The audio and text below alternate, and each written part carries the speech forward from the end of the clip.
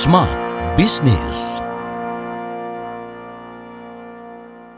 Ada yang mengatakan smart listeners perusahaan dibangun oleh generasi pertama, generasi kedua melanjutkan, generasi ketiga yang meruntuhkan. Bener nggak ya? Tasya Rustama temani Anda di kesempatan kali ini. Kita bahas topik ini, kutukan generasi ketiga, melihat bagaimana buku How to Beat the Third Generation Curse by Bapak Hadi Cahyadi. Halo Pak Hadi. Halo Mbak Tasya. Beliau adalah salah satu founder dari Helios Capital dan juga seorang dosen ekonomi Universitas Tarumanagara. Pak Hadi, berangkat dari buku Bapak begitu ya, yang berjudulnya ini. Kalau fakta yang terjadi di lapangan tuh seperti apa sih? Emang iya benar generasi pertama membangun, generasi dua melanjutkan, generasi tiga nih yang runtuhin. Cepet banget gitu kan. Susahnya ini statistik, Mbak. Oh. Kalau statistik itu berarti kan realistik. Jadi betul untuk masuk ke generasi 1 bisa lewatin generasi 2 hanya 30% ternyata.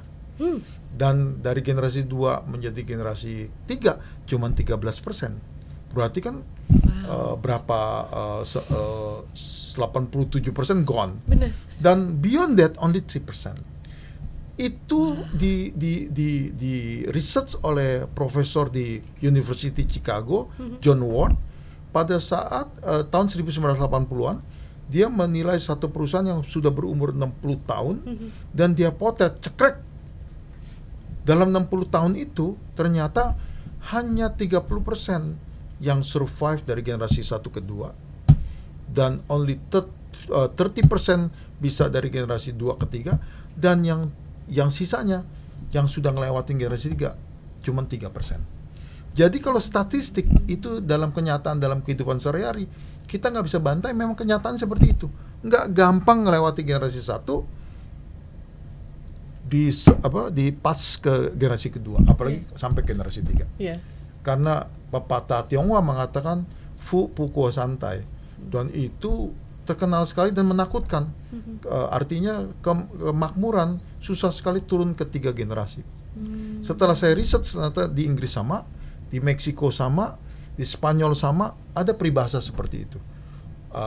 Nggak gampang untuk menurunkan bisnis dari generasi 1 ke 2 atau apalah ke 3. Itu kejadian di seluruh dunia. Dan beberapa kantor akuntan besar di Indonesia pun melakukan research, ternyata di Indonesia pun yang bisa ngelewatin generasi 3 cuma sekitar 12-13%. Menarik Pak Hadi. Darah kan lebih kental daripada air. Harusnya gen gitu ya, gen bisnisnya kan bisa turun nih ke bawah. Blood is thicker than water. Benar. Tapi Mbak mesti tahu, family dan bisnis itu beda bahasanya. Family ngomongin cinta kasih. Ya, cinta kasih itu nggak untung nggak apa-apa. Tetapi kalau yang namanya bisnis harus untung. Dan kalau namanya bisnis ngomongin ROI, net profit, cash flow yang tadi kita ngobrolin. Berarti beda sekali. Kita ngomong sama anak kita tentang cinta kasih, atau kebetulan anak kita ada di dalam, kita ngomongin kamu harus profit, kamu harus improve. Bayangin nggak kalau kita punya 4 anak kerja di divisi A, B, C, D. 4-4-nya, kalau 4-4-nya bukan anak kita, gampang sekali kita bilang, A, kamu kalah bagus dibandingin B. B, kamu kalah bagus dibandingin C. Tetapi kalau 4-4-nya itu anak kita, besok kita dimusuhin. Papa ini Iya. Atau kalau dia adalah mantu kita, besok kita dapat 2 musuh. Anak kita musuhin kita lagi. Jadi nggak gampang yang namanya family, business. Ada family sendiri, kulturnya, nilai-nilainya. Ada bisnis sendiri yang nilai-nilainya sangat cinta kasih. Secara profesional dalam tanda kutip Pak Hadi, bisakah ini dipisahkan begitu? Ada nggak pebisnis yang akhirnya bilang, oh deh, nggak usah deh keluarga ikut-ikutan deh bisnis, biar saya aja. Pada saat saya belajar tentang family business, saya belajar bahwa governance penting sekali. Jadi ada 3, setelah kita bikin family business yang sukses, mestinya ada yang disebut kamar pertama adalah kamarnya owner. Owner itu cuma berkepentingan dividen. Ada kamar kedua adalah wakilnya owner. Wakilnya owner itu, dari owner itu cari yang paling pinter. Cari yang paling pinter menjadi wakil dia, jadi komisaris. Nah, kamar ketiga adalah profesional, eksekutif. Kalau memang ada anaknya yang pinter, silakan kerja di sana. atau ada yang passion, tapi tidak harus kerja di sana. Yang penting sebenarnya kamar pertama dapat dividen, ya. Jadi kalau governance yang benar adalah family business yang benar adalah mikirin tentang kamar pertama dia sebagai owner, di mana mikirin cuma dividen. Kamar kedua adalah pengawas, yaitu komisaris. Kamar ketiga adalah eksekutif yang menjalankan perusahaan. Ini adalah research dari Harvard Business Review. Jadi kalau ke toko buku cari aja HBR punya Harvard Business Review yang tentang family business. Di dalam itu banyak sekali tentang governance ini. Dan bagus sekali. Saya sendiri masih belajar, Mbak, soal ini gitu. Oke. Iya. Apa yang biasanya membuat ini menjadi persoalan begitu ya, Pak Hadi? Selain karena mungkin nggak nyampe nih ruhnya founder di generasi pertama sampai ketiga. Oke. Daya juang founder nggak ada yang bisa ngalahin. Daya juang founder, kewirausahaan founder, mereka ini adalah orang-orang yang memang ngelewatin zamannya, ngelewatin 2 perang, ngelewatin 4 krisis, dan terbukti mereka bisa survive. Generasi kedua berbeda lagi. Generasi kedua mungkin masih lihat ayahnya dan ibunya berjuang dari toko kecil, dorong gerobak, jualan, the way they selling the product, dia juga tahu. Generasi ketiga sudah lahir sebagai anak orang kaya, cucu orang kaya. Beda lagi loh, beda sekali. Sehingga ada problem yang namanya adalah daya juang.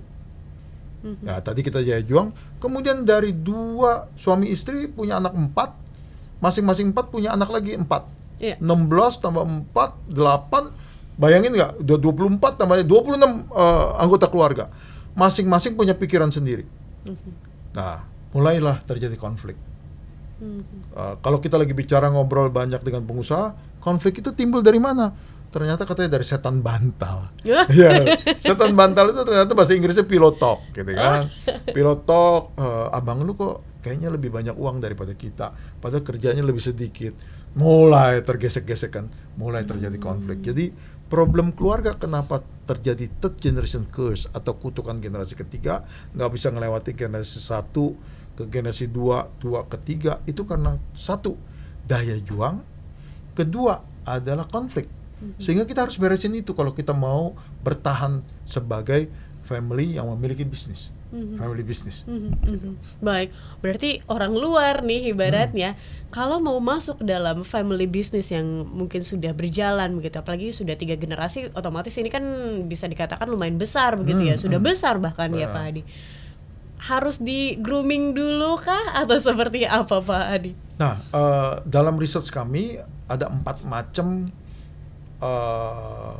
founder. Pertama itu founder.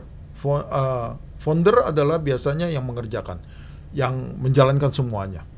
Sampai hari ini banyak sekali perusahaan besar yang foundernya masih mengerjakan segala macam. Kemudian ada lagi orang yang datang dari awal, dari resume awal, dari 0 sampai 20 tahun tuh dia masih bekerja di sana. Atau dia adalah pernah kerja di tempat lain tapi kurang dari 3 tempat. Jadi satu tempat dari kantor akuntan pindah ke dalam. Yang terakhir adalah orang yang pindah kemudian masuk ke family business. Oke. Empatnya masing-masing punya karakter. Nah, kelebihannya pun masing-masing punya. Yang udah pindah-pindah dari mana-mana, dia punya pengalaman yang banyak. Tapi daya cintanya mungkin beda sama founder ya. Atau yang dari resume datang sampai hari ini belum pindah-pindah, misalnya gitu ya. Nah, mereka rata-rata masuk ke family business, mereka tahu keputusan akhir selalu di tangan family. Okay. Dan family walaupun mereka posisinya belum tentu adalah sebagai CEO, mereka punya sesuatu yang memang darah biru ngomongnya. Nah, si darah biru ini mesti tahu diri. Nah, kalau perusahaan yang bagus, si darah biru pas masuk ke perusahaan mesti dari nol dulu. Ya kan? Atau dia udah magang dulu di tempat lain. Nah, magang dulu 2-3 tahun, 4 tahun setelah belajar, mereka si darah biru boleh masuk. Kalau mau masuk pun masuk ke jenjang yang awal gitu. Kalau mereka pintar sekali dan bisa diambil jadi direksi ya syukur alhamdulillah gitu ya. Tapi si darah biru ini mestinya punya si orang tua mesti tahu bahwa anak-anaknya yang berdarah biru masuknya itu harus dalam proses yang sesuai dengan prosedur yang baik, sehingga juga belajar. Menarik ini. Iya. Berarti nggak melewati jalan tol begitu kan? Nggak ada jalan pintas. Ya. Karena untuk mencapai di posisi itu, untuk bisa menjaga keutuhan dari bisnis keluarga ya memang harus dimulai dari tahap awal begitu ya. Indonesia ini agak aneh karena 70%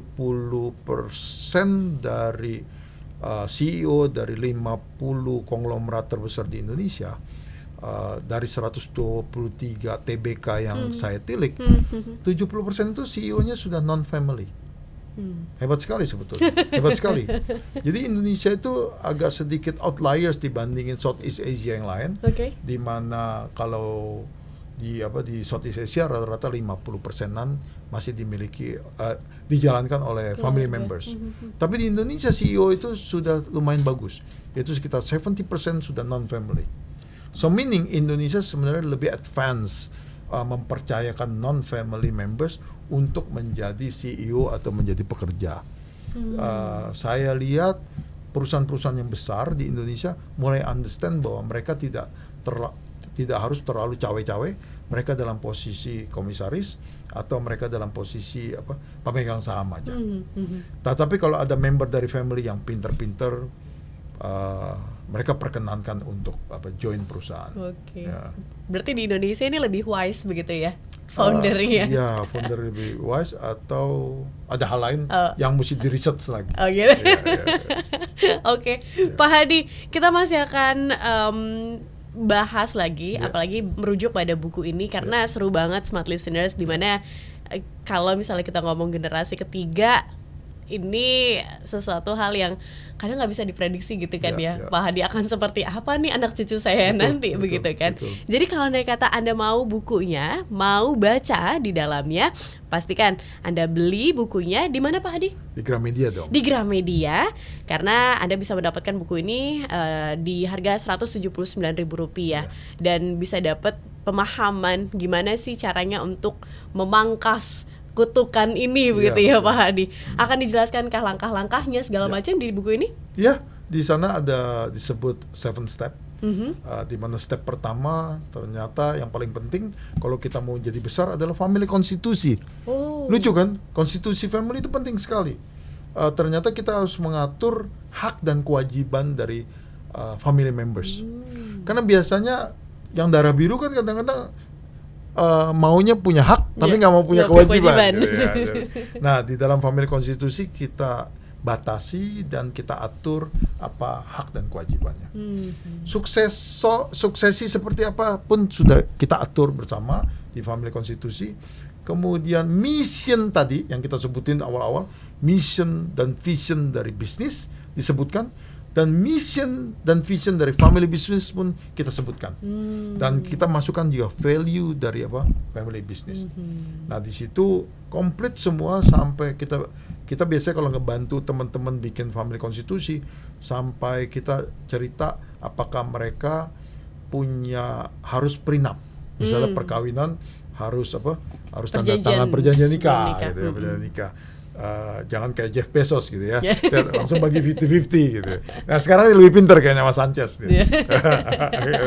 Jadi semua diatur sampai tentang memakai media pun kita atur untuk mereka tidak show off terlalu banyak di Instagram. Dalam perjanjian family business pun kadang-kadang ditandatangani itu adalah caranya berinteraksi dengan sosial pun kita masukkan dalam family konstitusi. Wow, menarik ya. Nih, Smart Listeners, berarti siap-siap kalau bisnis Anda sudah besar begitu ya, Pak Hadi. Udah mau saya turunkan nih ke generasi kedua, ke generasi ketiga. Karena keluarga yang dijalankan oleh business owner nih kadang-kadang bukan lagi sesimpel keluarga biasa begitu ya kan. Complicated. Jadi sama kayak cebol yang kita nonton di Netflix. Kita nonton di drama Korea kan ada cebol kan. Ini memang harus disusun sedemikian rupa. Mau nggak mau harus dilalui ya. Jadi silakan Anda lihat bukunya, baca bukunya, beli dulu tentu saja ya di toko buku Gramedia. Pak Hadi, kita tutup episode ini. Terima kasih banyak. Terima kasih sudah berbagi kita nantikan topik-topik lain ya. Terima kasih. Kami pamit ya Smart Listeners. Saya Tasya Rostama. Saya Hadi Cahyadi. Kami pamit. Sampai Terima jumpa. kasih. Smart Business. Lead you better.